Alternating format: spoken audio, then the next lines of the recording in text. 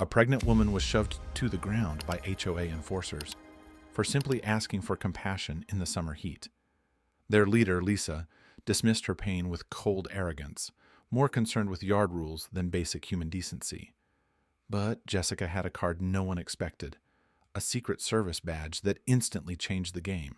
And just wait until you see how this confrontation ended, and why justice didn't just knock, it kicked the door wide open. It was a quiet Saturday afternoon, the kind of day you dream about when you're moving into a new home. Matt Sanders and his wife, Jessica, had just settled into their charming suburban neighborhood, eager to start their new life together. They were excited. Jessica was 7 months pregnant with their first child, and everything seemed to be falling into place. They had worked hard to buy this house, and now it was time to enjoy it. But in an instant, everything changed. The peace of the afternoon was shattered by the sound of a car pulling up to the curb. Matt looked out the window and saw a group of HOA, Homeowners Association, enforcers, led by a woman named Lisa, stepping out. They were there for an inspection. Jessica, who had been outside tending to the garden, her sanctuary in the midst of the chaos of moving, looked up just as they approached her. It wasn't unusual for the HOA to be strict about the yard's upkeep, but there was something about the way Lisa's group walked toward her that set Matt's nerves on edge. Lisa didn't even pause to greet Jessica. Without any empathy or consideration for Jessica's condition, she wasted no time with pleasantries. "Your garden isn't up to the HOA standards," Lisa said, her tone cold and dismissive. "You need to cut down the plants immediately. This is a warning." Jessica, tired from the long hours of unpacking and adjusting to the pregnancy, wiped the sweat from her brow. The heat of the day was getting to her, but she took a deep breath. Politely, she explained, "I'm 7 months pregnant, and I'm really not up to doing a big cleanup on my own right now." But the words didn't register with Lisa. Instead, Lisa stepped forward, pushing past Jessica in a way that felt almost rehearsed, as if this was just another routine in her day. The enforcers moved closer, not backing down. The force of their shove made Jessica stumble, her hands reaching out for balance as she fell back against the flower bed. Her face went pale, the shock of the moment settling in like a heavy weight in her chest. She could hardly believe what had just happened. Matt had been inside, unaware of the confrontation, but hearing the commotion, his heart raced, and he bolted toward the door. As he burst outside, his eyes locked onto Jessica on the ground, looking disoriented, her hands clutching her swollen belly. His world seemed to slow down in that moment. His beautiful wife, pregnant with their child, was on the ground, and these strangers, these enforcers, had done nothing to help. Instead, they stood there, acting as though it was just another ordinary day. The injustice was like a tidal wave, crashing over him. He rushed to her side, his pulse pounding in his ears. "Jessica!" he called out, kneeling beside her.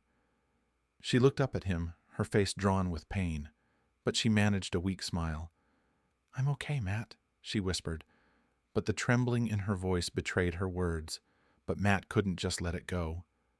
The fury inside him was raw, hot, uncontrollable. These people, supposed to uphold the community's standards, had just humiliated his wife. She was pregnant, vulnerable, and they had shoved her aside like she didn't matter. His fists clenched as anger surged within him. This wasn't right. This wasn't how things were supposed to go.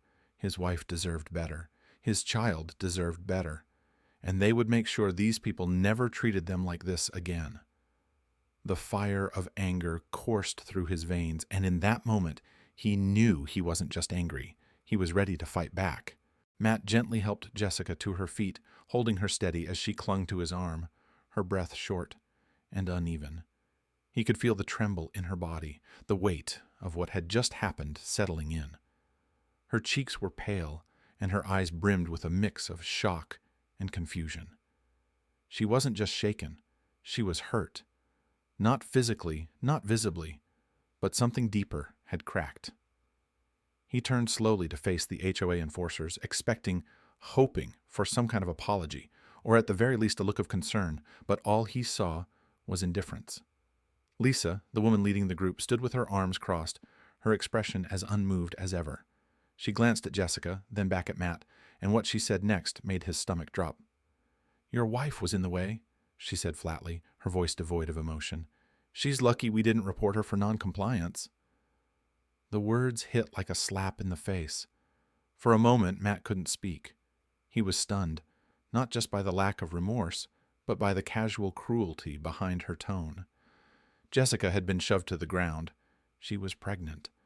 And instead of accountability, Lisa offered a veiled threat. This wasn't just about a garden, or shrubs, or property rules. This was about something far more insidious. The abuse of power, the cold, calculated use of authority to intimidate and dominate. And in that moment, Matt saw it clearly. They didn't see Jessica as a person. They saw her as an obstacle, an inconvenience standing between them and their rules. The sense of betrayal tightened in Matt's chest like a vice. They had moved to this neighborhood for safety, for peace. They'd hoped to build a life here, to raise their child in a place where neighbors looked out for one another. But these enforcers, these supposed protectors of standards, had just trampled over everything that idea was supposed to stand for. Matt's fists clenched at his sides. He could feel the tension in his arms, the heat building behind his eyes. It wasn't just anger. It was something heavier, something rooted in a deep sense of violation. They had hurt the most important person in his life. They had treated her like she didn't matter. He could have walked away, could have swallowed his pride, turned the other cheek. But something inside him refused to accept that. Something deep, something moral, something fierce. Because Matt Sanders was a man of decency, of honor. He believed in respect, in fairness, in protecting those who couldn't protect themselves. He had never been the kind to raise his voice or seek confrontation. But this was different. They had crossed a line that could never be uncrossed. They had looked into his wife's eyes and chosen cruelty, and that was something he would never forget. The calm exterior he tried to maintain began to crack, not with rage, but with resolve. This wasn't over. Just as Matt stepped forward, fury tightening his every move, ready to speak out against the injustice that had shaken his family to its core, Jessica reached out and gently touched his arm. Her voice, though soft, carried a strength that stopped him in his tracks. "Matt, give me a second," she said, her breath steady, but her hands slightly trembling. He looked at her, confused, his anger still burning just beneath the surface. But there was something in her expression, a calm determination, that made him pause. Jessica slowly reached into her purse, her fingers closing around something small and familiar to her, yet completely unknown to Matt. She didn't say a word. Instead, she unfolded the object with care, letting the sunlight catch its polished surface. A badge, a gleaming, unmistakable badge, Secret Service. For a brief moment, everything fell silent.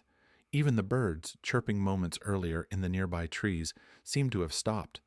Lisa's eyes landed on the badge and widened instantly. The smirk she'd worn like armor vanished. Her lips parted slightly, but no words came. The shift in her demeanor was instantaneous, arrogance replaced by alarm. The other HOA enforcers who just minutes ago had stood smugly beside their leader now stood frozen in disbelief. Their postures stiffened. Their eyes flicked from the badge to Lisa, then to Jessica. The unspoken question between them was clear. What have we just done? Matt blinked, trying to register what he was seeing. He had always known Jessica was strong, resilient, brave, level-headed, in ways that constantly amazed him. But this was a side of her he'd never seen. A side he never imagined. Jessica, standing tall despite the stress of the moment and the weight of her pregnancy, held the badge firmly in one hand as she raised her eyes to meet Lisa's. Her voice was no longer that of a concerned neighbor or a pregnant woman trying to reason with authority. It was clear, commanding, and precise. "I'm going to report this incident," she said, each word deliberate. "This is now a federal matter." The words struck like thunder. Lisa's mouth opened as if to argue, but then quickly shut. There was nothing to say. No excuse, no justification. Everyone knew what that badge meant. Matt stood quietly beside his wife, now looking at her with something more than admiration. It was awe. The same woman who had just been pushed to the ground was now taking control of the entire situation, and doing it with a presence that turned the air electric. In that instant, the balance of power shifted. What had started as a moment of humiliation and pain now sparked something else entirely. Hope. Hope that this neighborhood, this system, didn't own them. That even when it felt like the world was stacked against you, the truth had a way of finding the light. And in that light, something unexpected had just changed everything. The silence that followed Jessica's words was dense, palpable. The badge still gleamed faintly in her hand, a quiet but unshakable reminder of authority far greater than the clipboard Lisa clutched, or the shallow power her position had afforded her. Lisa, whose confidence had carried her through dozens of neighborhood confrontations before, now stood trembling. Her voice, so sharp and dismissive just moments earlier, faltered. "Please," she began, her tone now thin and unsteady, "we didn't know." But Jessica didn't let her finish. "No," she said firmly, her voice unwavering and clear, "you didn't know, but now you do." There was no need for raised voices. Jessica's composure alone was enough to silence the group. Her words hung in the air, heavy with finality. No threats, no insults, just truth, delivered with the calm authority of someone who knew exactly what she stood for. The enforcers exchanged uneasy glances. The bravado they had worn like armor was gone, replaced by forced apologies and half-hearted nods. Their words, "We're sorry, we didn't mean any harm, it won't happen again," felt like background noise, empty, reactive, too late. They didn't wait for Jessica or Matt to respond. One by one, they turned and walked back to their vehicle, defeated. Not by force, but by something far more powerful, the unmistakable presence of quiet strength, and the knowledge that they had crossed a line with someone who would not be bullied into silence. Matt stood beside his wife, feeling a rush of emotion flood through him. Relief, certainly, but more than that, pride. Deep, humbling pride. The anger that had burned so hot inside him now faded, replaced by a sense of peace. Jessica hadn't just stood up for herself. She had stood up for both of them, for their family, for what was right. Over the next few days, they didn't let it go. Jessica filed an official complaint with the HOA board. She provided a detailed account of what had happened, along with a formal request for review. She didn't ask for special treatment. She didn't demand retaliation. She simply laid out the facts as clearly and professionally as she had spoken that day on their front lawn, and the board listened. The HOA was forced to issue a formal public apology, distributed in writing to the entire neighborhood. Lisa and the other enforcers received a documented reprimand and were temporarily removed from field duties. The board committed to revisiting its enforcement procedures and implementing mandatory training on respectful conduct, especially in sensitive situations. It didn't undo the hurt, but it was a start. What had begun as a traumatic moment in their new home turned into something larger, something meaningful. It reminded the community that titles and authority don't justify cruelty, and that every person deserves dignity, no matter their condition or circumstances. Matt, who had always been the protector, found himself in awe of the strength Jessica had shown. She hadn't just defended herself, she had calmly dismantled a culture of intimidation with nothing but her presence, her integrity, and her refusal to be belittled.